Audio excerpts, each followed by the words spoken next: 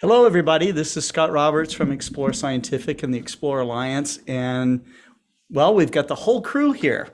And we're going to talk about our programs this week and our events and maybe a little some tips and advice. And we're here to answer some of your questions. So if you guys have questions, this is really the time to ask them. But we have, you guys hear me all right? Yep. Yes. Oh, okay. Everybody's being like quiet as mice back there. So, but anyways, we had a fun week last week. Tyler Bowman and I went to Crystal Bridges Museum of Art, and we had our first, what I would call hybrid event, because we had a real star party or solar star party event, but we were also broadcasting it. So just using internet from our cell phones, which admittedly made it choppy, but we were able to bring that in and then stream in live views of the sun from Tyler's telescope and live reaction from people looking through the telescopes, as well as, you know, maybe some short interviews and that kind of thing. I just made a short clip of that I'll play later, you know, a few minutes of it, so you can get an idea of it. But the message is that this is something that your club can do as well, as your club starts to get out of you know, the COVID restrictions and is able to have in-person types of astronomy outreach events. And if you need any advice on how to do it, you know, we can certainly give you tips on how to broadcast and how to use some of the tools, a lot of them that are free and some of them that have just modest cost to them. But it was fun to do. We had great views of the sun. And I don't know, what was your reaction, Tyler? My reaction of it was, it's especially the kids, especially the ones that were there. It was fun to see their reaction of, I can look at the sun. I can look at the sun. And then once they look at the sun, they're blown away just of all the stuff you can talk about, all the sunspots, the prominences, especially the prominences. They just loved seeing all that stuff, and then trying to tell them this is what they're seeing, you know, kind of give them a little bit of science behind it as well. That way they can learn while they're watching or looking at the sun. And right. Even better reaction is the adults, because I mean, someone that's never seen a telescope, never looked through one, all of a sudden gets to look at the sun, their mind's physically blown because they're just staring at the sun. You can't stare at it for long, but this enables you to stare at something and see all the beautiful, the magnetic storms, the prominences. What was it? What would you call it, Kent? All the lines and stuff. Fraculae. The what? Granulation on the moon. Yeah, I believe it's fraculae. On the sun. On the sun. Yeah, on the moon. Yeah, that's what we were looking at. The moon that had prominences on it. Yeah, the fraculae. Just seeing that. It's been so long since we've done this kind of stuff. That's not fraculae, it's granulate. Granulate. But just being able to see that and show someone that's either looked at them or hasn't looked at them, it's honestly mind-blowing. When we did our Amazon Live, we told a story that I made a woman cry by just looking at the moon with a 20-inch knob that we have. You weren't standing on her foot or anything, right? No, I just said, look in this eyepiece, and she looked at it. That's how I make people cry at the eyepiece, is I usually. And she literally, looking at it for about 3 or 5 seconds, she just started crying, not like bawling. Yeah. Right. Just weeping. Oh yeah, but it's very emotional, you know, so yeah, and life-changing. So and that's what it did for her. And it kind of brings me joy to show people that this is what you can experience in outreach. I mean, not really crying, but you get to do something that not a whole lot of people get to do personally. That's my 2 cents. Right. Well, that's great. So, and I know that Annie has been out doing astronomy, and she discovered that she needed something during her outing. And this is something we all need. So we're going to talk about this a little bit.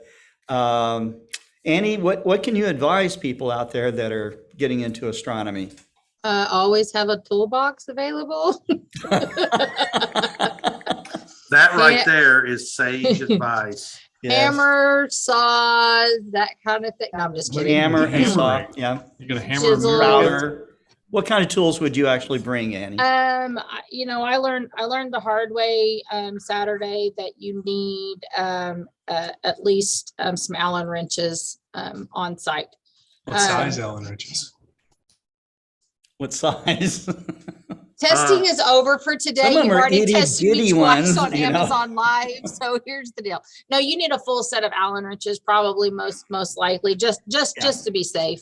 Yeah. Metric, not SAE, not Imperial, but metric. I keep both just in Yeah, case. keep both, but metric is what ours are. So what happened is Daxton and I were viewing. I had actually taken my IXS 100 and my ED80 out to an actual site, to a battlefield park I have right around the corner from my house, because I really get tired of spotlights on cemeteries. But anyways, so we ventured out and it was going great. And I had leveled the tripod, all that jazz, got it all set up. And I slewed it to a certain location. Daxton wanted to see something. And mind you, I had dropped the great thing about the tripod, your mounts and tripods, in my case, in my situation, I would say for me personally, the great thing for me personally is that I was able to drop the tripod down short enough for Daxton. Normally I have a step stool for him. I had forgotten it. And so we slewed it, it turned, and it was just out of his eyesight where he could just walk up to it and see it. And he went and turned it. And as soon as he turned it, my whole focuser and everything fell off the back end of my OTA. Oh, Yes. yikes. What was your reaction? Did you speak French? so to She speak? yelled at him. She Do I? yelled at him. I don't speak French. I don't speak French at all. Oui, That's not something I do. But anyways, yes, I was not very happy with Daxton, which is not a normal thing for me. I'm usually don't get upset with him, but and that's honest to God truth. That's Tyler. He's been here. I'm just usually like laugh at him and whatever. But I mean, in Daxton's defense, he didn't know. He's like, "Oh no, I broke mommy's things." It's like, "Oh crap." So did Yeah. it break anything? So luckily whenever he grabbed a hold of it, it was still in his hand. It came off and it was in his hand. And of course I'm like, I told you, don't touch the telescope. We've gone over a little bit of telescope etiquette with him. And so, He's 4, he's 5. 5. He's 5 years old. Of course, like any person, you'd want to take it and turn it to where you can see it. It's automatic reaction. And so in his defense, I did not have the focuser tightened down good enough. No. And then in my defense, I assumed that a certain focuser would fit, but it did not fit. So that is my fault. Anyway. So, Anyway, so it ended up being an okay thing. It's now here and I'm working on it. But anyway, so Daxton felt really bad, but I learned there was a couple of things in the process. I learned was I needed hex screws or an Allen wrench for the hex screws, because if I would have had that on hand, I would have been able to put the focuser back on and tighten it down, and I would have been able to continue viewing with it. So then I turned around and decided I had a friend coming to do some stargazing with us, and like this happened right before they showed up. And so I decided, well, I have my camera gear, so I'll get out my camera stuff. And then that's when I learned I probably should keep a flathead screwdriver around as well. Yes. Because I attached my camera to my dovetail, And the lens that Tyler is letting me use, this is the first time I've gotten it out. It's pretty heavy. And Tyler wants to say something. You didn't break nothing, did you? No, it didn't. Most people don't bring anything. They don't. No, break. Break. Break. Oh, He's afraid I broke his lens. No, I didn't. So, on our dovetail, we have on the underside, we have a screw that screws up into the bottom of the camera, and you can hand tighten it. And I didn't have a flathead screwdriver to tighten it all the way down. So anytime I tried to do anything with it, the camera would go phew, phew. And I finally was like, I'm done. We're done. I'm done.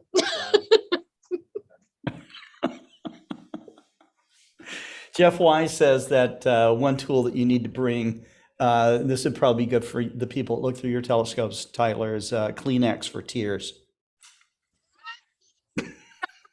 Yes. Yep. I agree. Thanks, Carry them Jeff. with you always. Right. So my question would be, what else do you suggest that I throw in my tool bag besides a set of Allen wrench and a Hey, flathead you're gonna need a screwdriver? flashlight. Because Red if light you drop flashlight. something, Yeah, you need white light, red light. strap wrenches. Yep. Strap wrenches for Well, what? that's mainly for astrophotography. If you Okay, can't get the yeah. adapters apart, just to Yeah, give that little extra nudge. To tighten up your camera on the telescope. Well, it's just to break with the strap loose. wrench. There's been sometimes where I go when I get out of everything out of the shed, I can't get the adapters apart. I physically can't get them apart. And good strap yeah. wrenches. Tyler Just- Strong. Tyler strong, but not metal How strong. about WD-40? Okay, muscles. WD-40, don't forget that. Why would you need WD-40? You don't want to put that on your optics. I didn't say put it on your optics. It would make the stars shiny. Very shiny. Yeah, actually WD-40 is a good thing to put on all the metal parts of your telescope. And wipe it down or wipe it off. Wipe it down, yeah. because Wade says bring a 40 caliber. I I guess that would keep the riffraff out. but if you've got any cables, any cables, a spare cable. extra cables. extra cable. If you go Batteries. on a long star party, you need backup electronics, because you're going to be out in Timbuktu and Medicines. No. If you're going to be out overnight, you need your medicines for that night and the next morning. that's some true. of us take First pills aid that kit. Got to have Yeah. first aid kit. Cell Where do you phone. go star Oh. parties for a first aid kit? Have Huh? you ever had a cockle or a sand? What are they called? Sandburrs, the Nebraska Star Party, stuck under your big toe. I'm waiting for Jim Johnson to send me an invite. Yeah, so there's little things like splinters. You can fall down, hurt Yeah, yourself. you go could get a bump in the splinter night. off your observatory door, Tyler. Yep. That would hurt. That is true. That would Yeah. hurt very painfully. Yes. So it looks like Wade says next of kin info. Okay. Carl Blackwell recommended I use a coin, like any coin for Yeah. a flathead screwdriver. Yeah, if instead. you got a quarter the better, so you can get the leverage, or a nickel, penny. Yeah, if you got loose change, it'll work for a screwdriver if the slot will allow it. So And no, Mike Wiesner, my son did not learn a new word. because Andy doesn't speak French. So let's see. So what else? You need to have a well-charged cell phone. And if you're going somewhere you don't You have need cell service, battery to recharge your well-charged cell phone, right? but you need to tell somebody where you're going if you're going out by yourself. True. But advisable, I would think, especially for women, there's safety in numbers. So if you're going out somewhere, somebody needs to know where you're going and know For when you're going to be anybody. back. I mean, Yeah. I've known guys that have gone out by themselves and something went wrong. Either something went wrong with their car, or that they had a medical condition where something went wrong and they were alone. Okay. And that can be a disaster, so just like when you go diving, you always take a dive buddy, no matter how experienced you are. If you're going to go out to a dark sky site somewhere, take an observing buddy of some kind, and you got some backup, you got some help. That's important. Centil says he keeps a multi-tool in his keychain. So I think we kind of beat that one to death. And we had lots of great advice from the chat room here. Centil likes to put a plastic sheet down on the grass before he sets up. That's nice. I use a piece of carpet, a big rectangular carpet. Yeah. Even on grass, I do it. I used to use artificial turf, because it catches things as it falls down. So that's the other thing. Jeff brings in extra adapters. Josh Kovac says he would not want WD-40 near any of his gear. WD-40 is a water displacement. It was designed for rockets, okay? If it's good for rockets, it's good for telescopes. And I will tell you that it'll keep things like the metal legs on your tripod from starting to corrode. And it will make all the metal parts in your telescope look like brand new. So I recommend it, but Scott, do you just wipe your stuff down with it, or how do you use it? I usually spray it on like a old t-shirt or something, like as a rag, and then I just wipe it down. Yep. And it keeps the water off, okay, off the metal parts. Keeps them out for seasoning. Josh Kovac likes mosquito netting. Oh, yeah. Could be. Yeah. Yeah. That's a good one. That's actually one I hadn't thought of. But yeah. Mm-hmm. And Jeff Wise came up with bear spray. So there's bear spray. If you live in an area where there's big bears, for sure. You know what else works as a animal deterrent is like a boat horn. Okay. Yeah. Yep, they will run. Air horn. Air horn. Probably for your car, like a little emergency kit, like road flares, that kind of stuff. Jumpstart kit. What's that? Jumpstart kit. Jumpstart kit. Food. And If food. it's Food, cool, yeah, that was way off mentioned. here. if it's food, That was mentioned. Yeah. If a well-prepared clothing with extra clothes, Right. and it just because it might be 45, if the wind comes up, it gets really cold really quick. Yeah. Yep. So that's just some of the stuff there. But anyways, getting ready for any observing session, you should have a minimum of tools, and Annie found that out. So, and you can How bet about the hard way? the hard way. So now she'll have like a whole chest full of tools that she'll take out with her. People be asking me when I get the kitchen sink and everything out, what are you doing? Oh, don't mind me. I'm just doing astronomy. You never know when you need a kitchen sink. That's right. So, and making a list, of all your stuff that you're carrying. It's always really frustrating when you get out to where you're going and you forgot to bring the one thing that you needed for the whole shebang to work. So, Like, those I are have gone. Go ahead. I forgot the spreader tray on my IXOS 100. I left it at home. So but luckily I was able to push that down further. But if I would have had my Mazzo 1 and I didn't have the spreader tray on it, I would have been up a creek because the way it's put together. But I have gone out observing and left the counterweight rod and counterweight lane at home. Makes it somewhat difficult. I have brought a big equatorial mount before and forgot the counterweights. Yep. It's easy to do. Yep. But little things like cables and stuff like that, especially the little teeny cables. Yep. Those are, so, and we've recommended it before. Before you go out observing, it's a really good idea, especially if you have like a kind of a complex setup. You're going to do astrophotography. You got a lot of electronics going. Assemble everything, plug everything in, work it, okay? make sure it all works, then tear it down and get it ready to go in your car, and make sure nothing moves from the front of your door, or, if you have a car that's in the garage, you can load it up and you're good to go. But I've had people call, they buy a telescope and it arrives on Thursday and they take it to a star party Friday.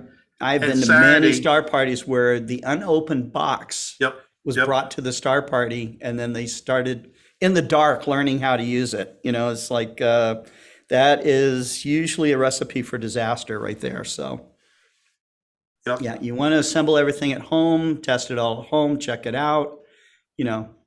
I mean, you wouldn't buy a new airplane and then unwrap it at the runway, To fly to Miami.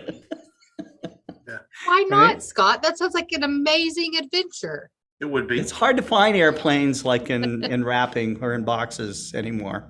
Actually, so you can buy kit planes and put them together yourself, and they come in boxes. it might So, take a little while on the runway. Once you can fly?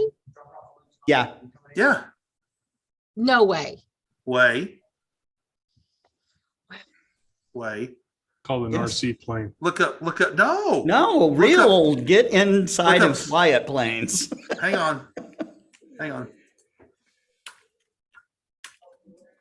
Oh, yeah. Okay. I'm looking one up. We all have something to share here too. So we'll all get our stuff online here that we're going to share. Wade Prunty says, make sure you have Scott's number in your phone. Oh, believe me, I do. Hey, and speaking of that, last night, Cinto Nagapan and I were on the phone together, and Centil did successfully make a precision drift alignment. He did his first time. So Live on the air. yep. Okay, here we go. I got something to share of a kit airplane. This is called a Kit Fox. And it has sound with it. Here we go.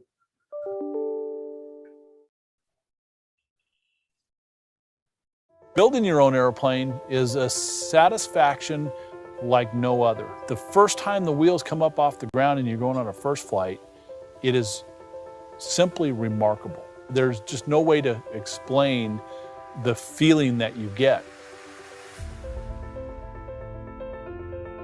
What's amazing? We believe that we have one of the best kits in the market. It's not one a of the most feeling of complete kits in the terror, is market. it? We also believe we have one of the best manuals in the market. And therefore, the completion rates tend to be very high because you don't have to source a lot of items. The manual will answer the questions.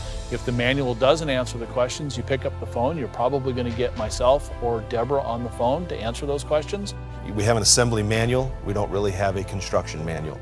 You're not fabricating parts to go into the airplane. A lot of the stuff that we do is already done here at the factory. The welding assemblies are all done, so you don't have to be a welder in order to build this airplane. You don't have to hammer out your own ribs and things like that. Those parts are done and built and ready to go for you. One of the beauties of experimental aircraft is it allows us to use the best technology available for today and not have to go through Now do you to have an believe, Ken, approval for an Annie? item that just makes sense. You still don't A lot of believe guys will build No, stuff I believe him. and, I'm just makes thinking for great I would storage economy. like, If literally you're be sharing hangars. scared I'd kill myself. Also, if you're trailering. because I missed a part after I put it together. Oh, look, he That's- pulled it out of the box and he assembled the wings and everything, and now he's going to fly it. Oh my gosh. Like that, what would be a great joke is like if you get in that with somebody and then you're like, hey, where did this screw go to? Yeah. No, they say, how long have you been flying? And you say, well, this will be my first time.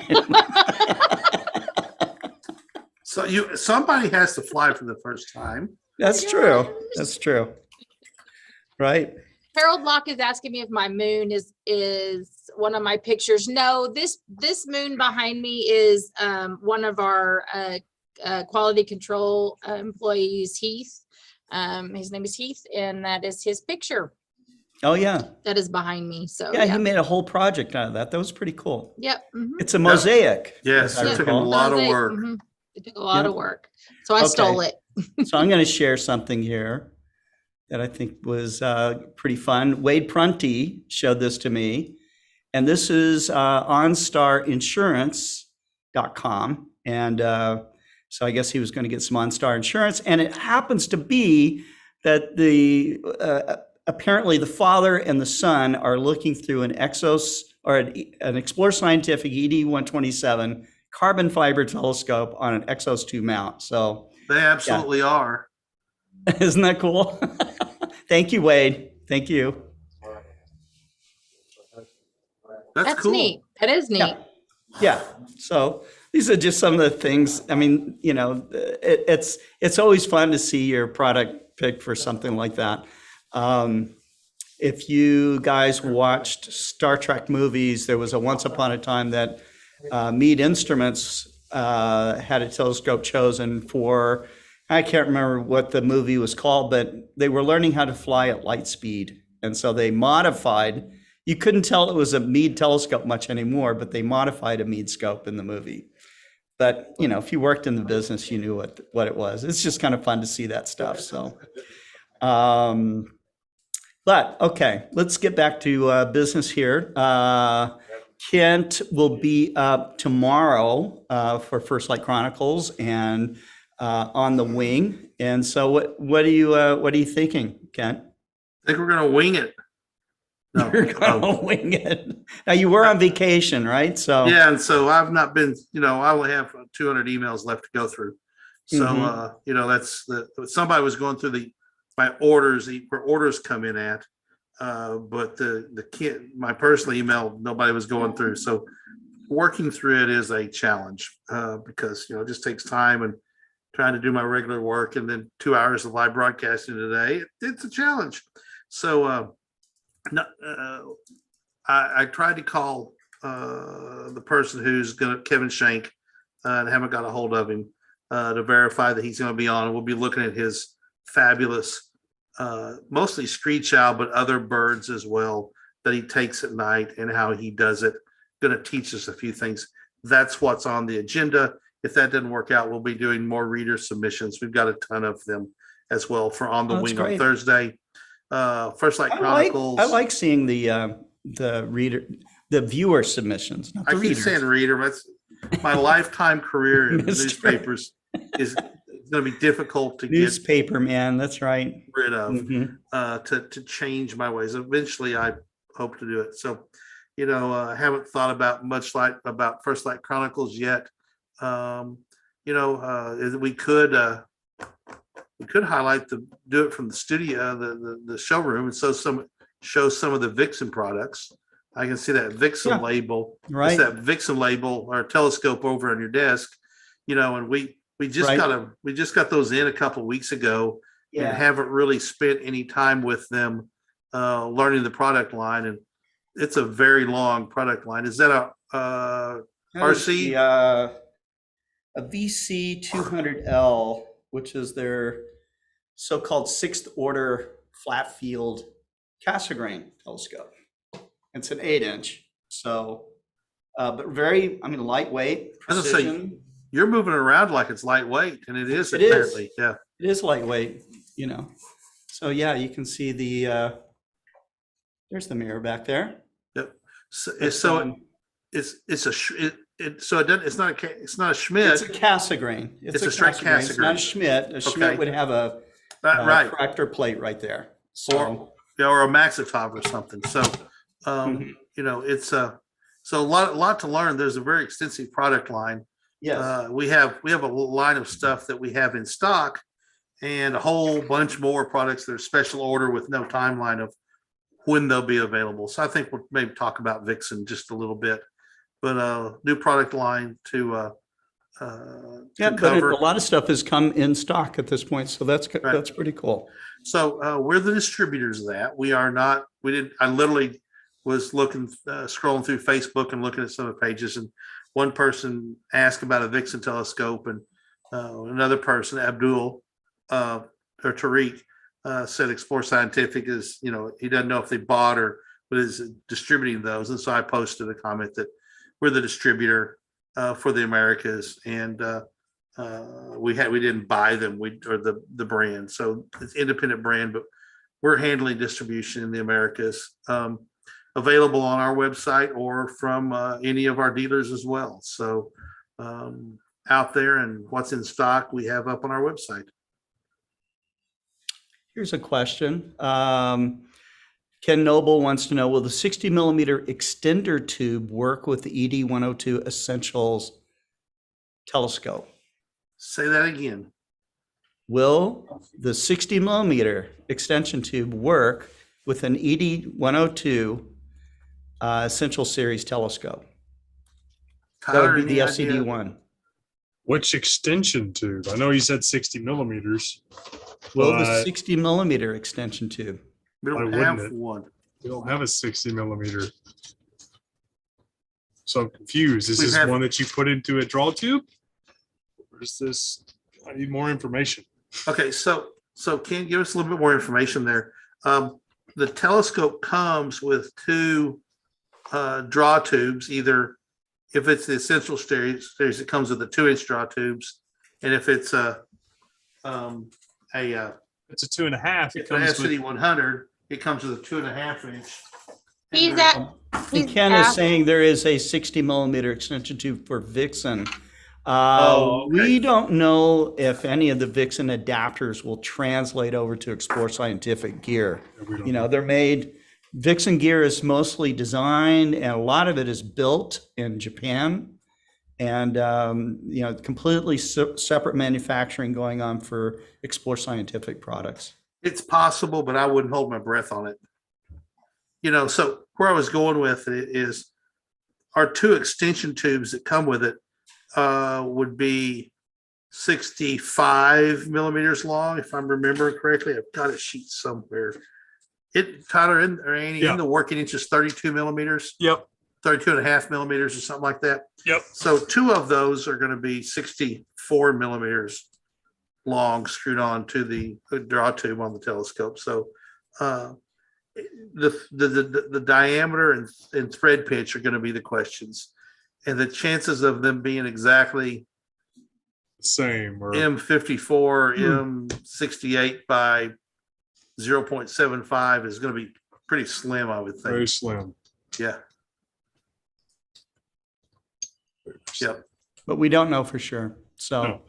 if you, Now, I do know that, Scott, the telescope behind you does not have any kind of thread-on extension tubes or anything that came with it. So it's Right. a telescope and a diagonal. It's a telescope and a diagonal and a straight through. I think it's a straight through. I have seen extension tubes that slide in. Okay. So the eyepiece holder does come off. Yeah. Okay. And, you know, a lot of people also like to put third-party focusers on telescopes like Moonlight or Starlight. It may not be unheard of to see one of those manufacturers start making it for this telescope. So, Drop the dew cover. yeah, that was the lens cap. So, but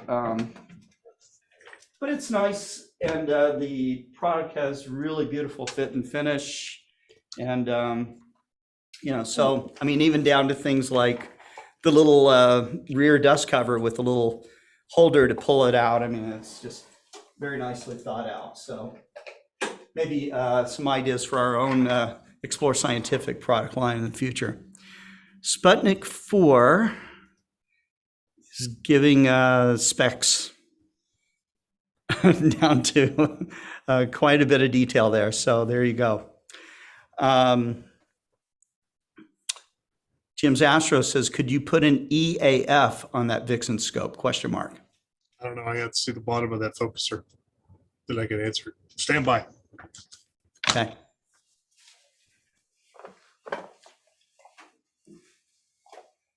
How's that for service? So, so we've already covered your shows, Kent. Annie, what's going on with Explore Alliance membership?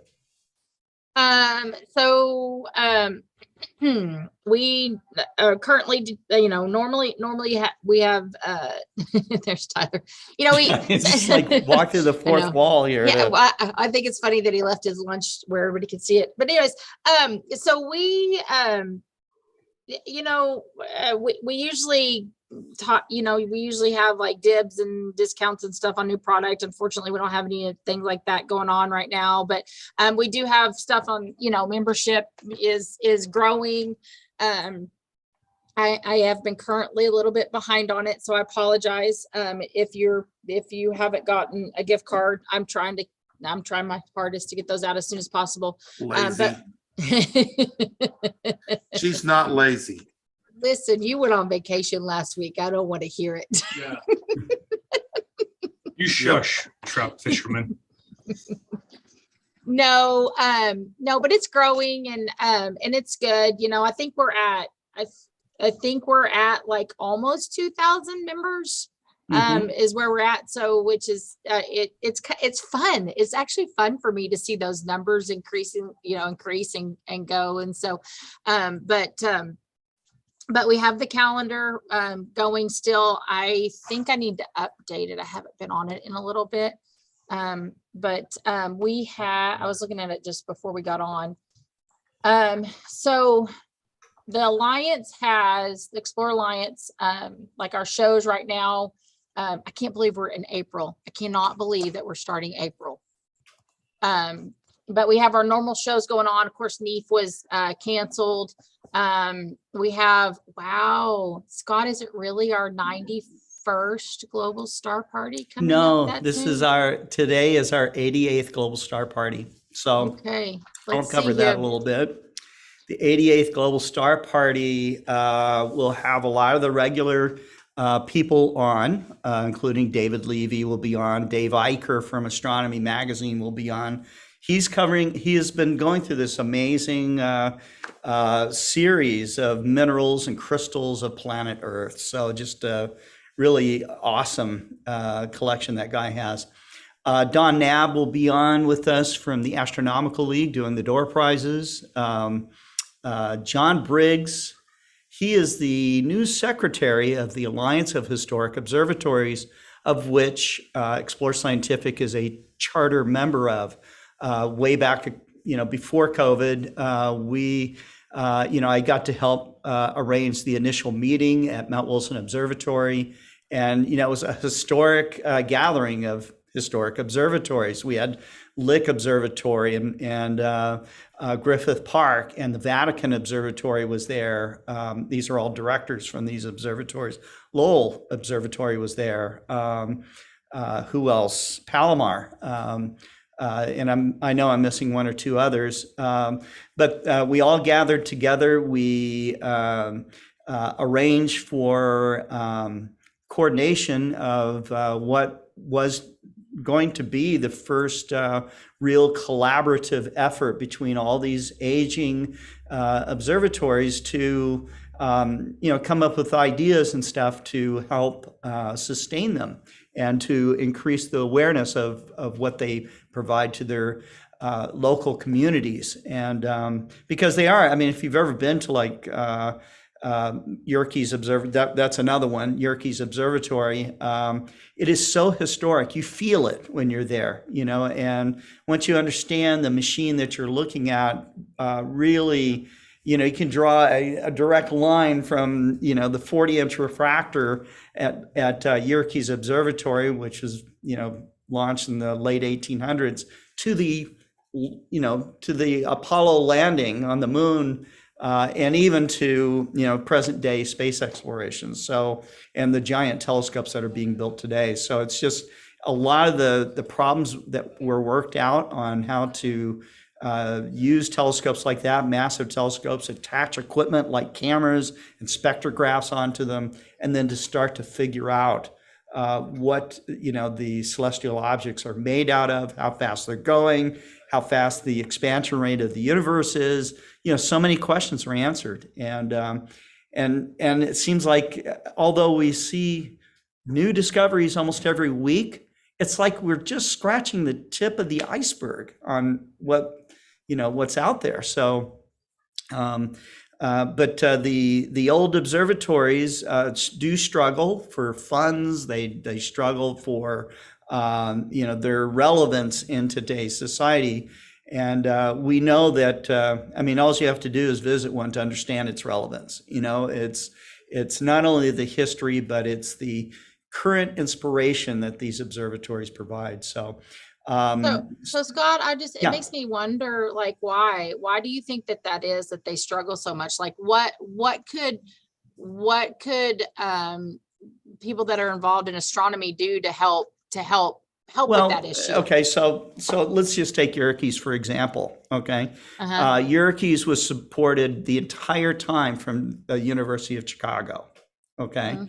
and once Yerkes got to the point where it wasn't really of the caliber to do current research with, okay, then you know their their focus and their money started to focus on new observatories, new facilities, and that kind of thing. And you know, to be very frank, there's very little spent on real science. You know, so National Science Foundation and stuff. Although it seems like a lot of money is spent, when you look at the budget of countries, it's just, you know, it's in the single digits or less, okay, to support science. So, you know, but, you know, we can certainly spend, you know, double digits on military spending, for example. You know, if you just look like 1% more, you know, away from military, you know, what could you do? You know, so it's just, it's amazing what can be done. So the you know, the observatories, the aging observatories, require upkeep. You know, they require a staff. A lot of them are run by volunteer staff, but they do need people that are actually hired. You know, that can be responsible for the management of them and these kinds of things. So,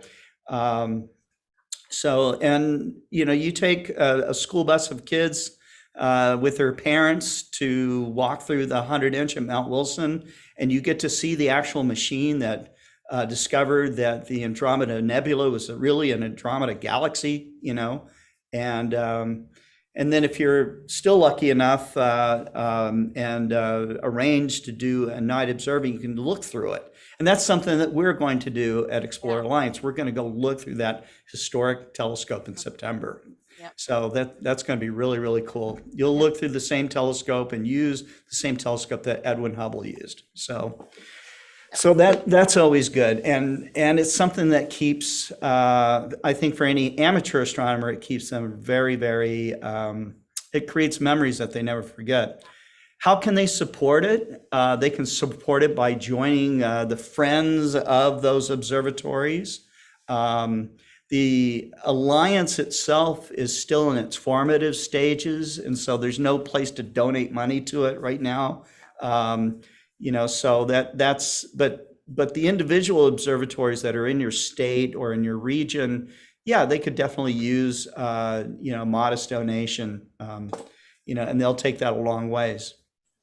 But you know, we think in the future that working together, that those observatories can have a louder voice and you know, and really share what they do.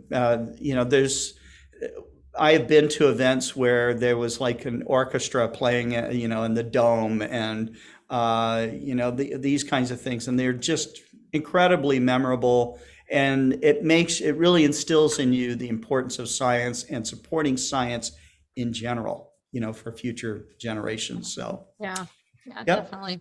that's what it's all Definitely. about. That's cool. Yeah.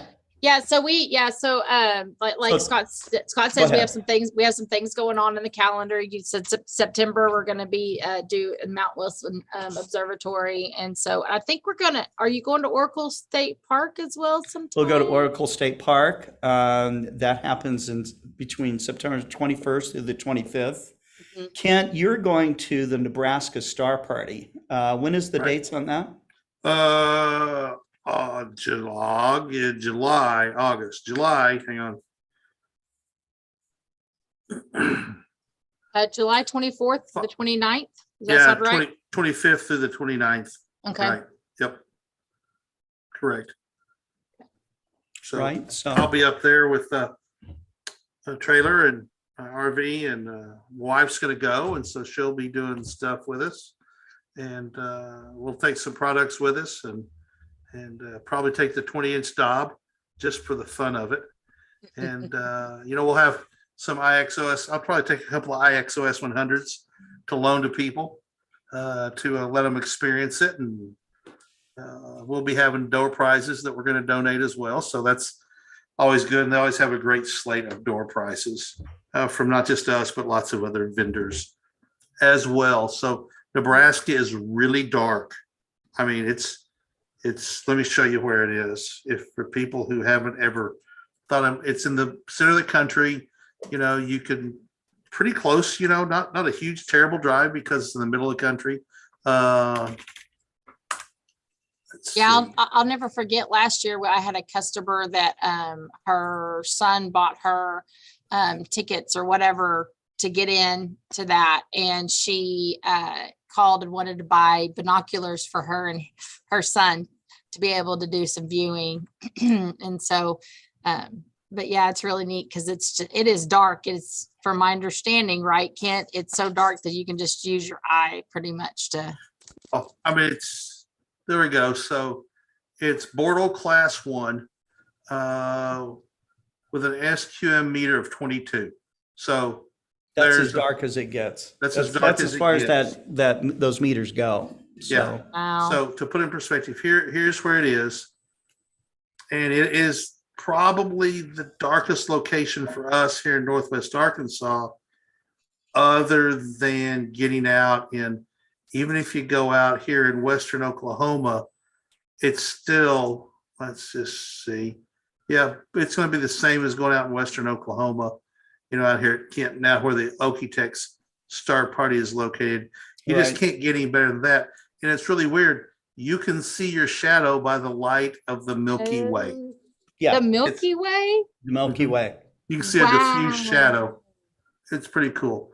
And to put it in perspective, Tedford and this little town is that Mullen. Yeah, Mullen, Nebraska is 90 miles away. Okay. So up to the northeast, you get a little bit of light from Valentine, but to the south and southwest, Man, you there's can't see nothing. it though. You go out to that site and you just scan along the horizon. You don't see, could not find a light dome from any civilization, so when I was- very, That's very so dark. cool. When I was out there, you could see just a little bit of indication that the Valentine was there, 30 miles away. But saw the Northern Lights one time there. The last night I was there, actually back in 2006, saw these pillars of light coming up, and I thought, gosh, there must be some weird fog coming There from must have been some humidity in the sky to see from Valentine, Yeah. And then I realized they were moving, and I didn't have a digital camera with me,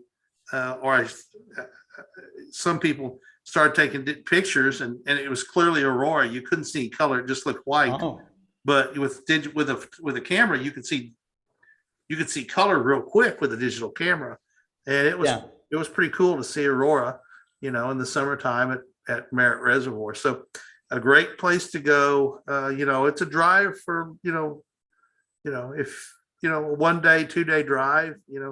I know but you have to drive away from civilization to get That's to where it's exactly- dark. That's exactly right. The Texas Star Party out at the Prude Ranch is coming up at the end of April. And also, there's another a local event here that's combining a music festival and an astronomy star party together.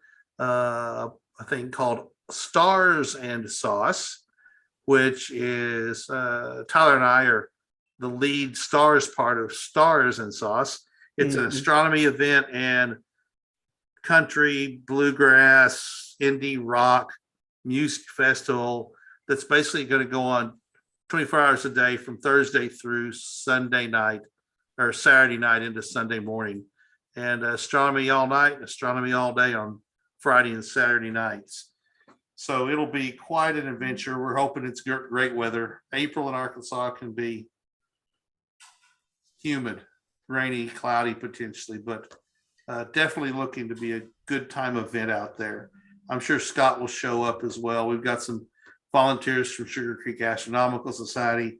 Rick Marshall is going to be doing video assisted astronomy both during the day and at night. It's going to be an interesting event. If you don't like music festivals and you like astronomy, it's not your cup of tea. I've got friends who think this is one of the worst things you could do for amateur astronomy. But, you know, What's that? go to a music festival and have do Wow, that's a astronomy. great thing to do during astronomy. Well, It depends on what you're going to do. I mean, you know, astronomers can enjoy all kinds of different social activities. You know, if you Sure. want to be real serious and you don't want anybody to bug you because you're going to be making astrophotographs, This isn't the then- place to go. right, a music festival is not the place to go. But if you're out there to share and you're doing educational outreach, then you do what John Dobson told us to do in astronomy outreach. Go- and that's go where you the people where are. the people are. Right. Okay. And that's exactly what this is, you know. Yeah. And yeah, there's going to be drinking and It's actually going to be astrophotography there. other luxuries, and Tyler's actually going to be doing astrophotography while he's there, showing people how to do it. Like So, EAA astronomy, I'm No, going to literally do astrophotography. full there. on. That's Full cool. on. You're just That's going cool. to But do you're it. showing people how to do it, right? Exactly. It's not just for you. correct. So, yeah, that's cool. Well, that's great. So we're going to have to wrap it up. It's coming up on 5 o'clock, and we got to prepare for Global Star Party. But as a wrap up, yes, somebody did ask about the Arizona Dark Sky Star Party 2, which is the event in Oracle, Arizona, at the Oracle State Park, and along with Biosphere 2. So we'll be doing that. We are trying to arrange right now a trip also to Mount Wilson Observatory, which I kind of hinted at the following week, right after the event. So, Yeah. and So- just before Arizona Dark Sky Star Party, we are supposed to be in Yerevan, Armenia. So the month of September is kind of all astronomy all the time, you know, and we plan to do live broadcasting from the events as much as possible. And, you know, it should be challenging, exciting, and a lot of fun. So if you want the astronomy experience of a lifetime, you know, you'll want to attend one of these events. I think you'll find it to be educational and or memorable. like you, all three of them. Yeah. Right. You know, and So- Scott, I'll volunteer to carry your luggage to the Starmus if you need somebody. Okay. Hey, Scott, before we go, can I say Yes. something? Josh Kovac, Kovac,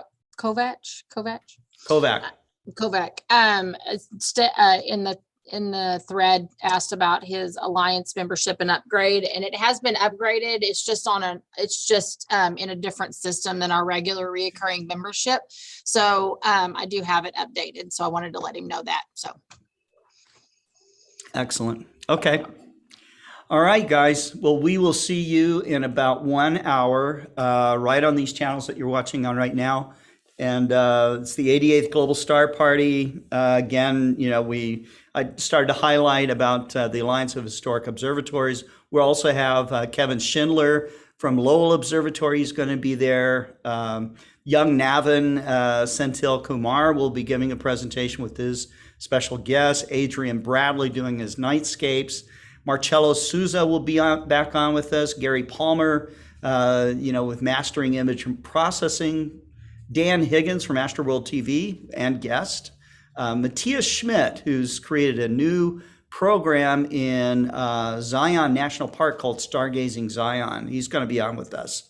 And then, of course, Maxi Falaris in Argentina going over his astrophotography.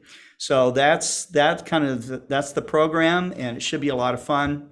And we will see you there. And until that time, keep looking up. Bye, everybody. Have a great one. Hey everybody, this is Scott Roberts with the Explore Scientific and the Explore Alliance, and we are here at the Crystal Bridges Museum of Modern Art, or American Art. And we're set up with telescopes to observe the sun. And so I'm going to show you around a little bit. I can't see your chats right now, but we did want to come in to you live and show you what we're doing and how we're exploring the sun. So let me unplug myself, and then I'm going to move this around a little bit.